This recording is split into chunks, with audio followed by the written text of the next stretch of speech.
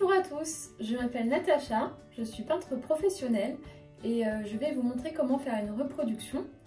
Alors quelques mots sur moi, donc je suis artiste peintre comme je vous l'ai dit, je peins plutôt de l'art abstrait, mais je me suis beaucoup entraînée à faire des reproductions. Alors, voici mes conseils. Tout d'abord, commencez par faire un dessin préparatoire. Ça vous permettra de poser les proportions sur d'abord une feuille toute simple et ensuite vous pourrez agrandir ce modèle sur la toile.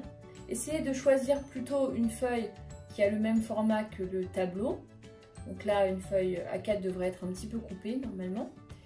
Mais l'important, c'est surtout de faire les formes afin que notre œil et notre cerveau comprennent la forme et donc ce sera beaucoup plus intuitif lorsqu'on la posera sur la toile.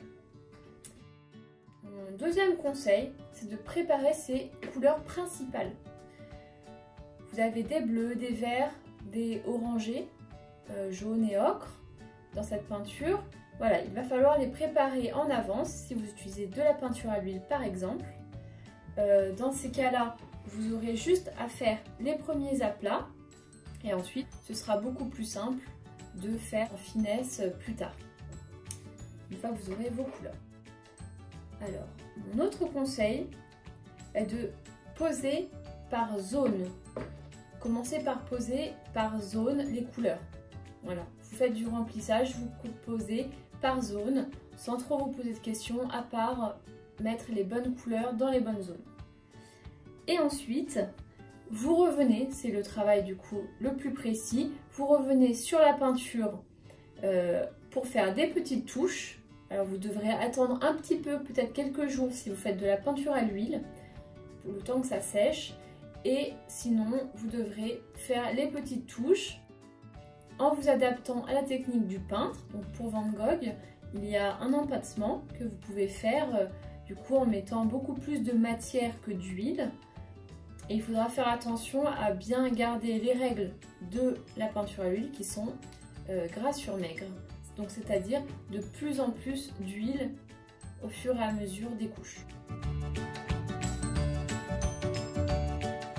Voilà le tableau final.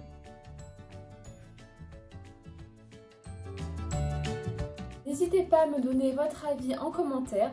Si vous avez envie par exemple que je fasse d'autres vidéos sur des thèmes de reproduction ou bien sur un tableau en particulier.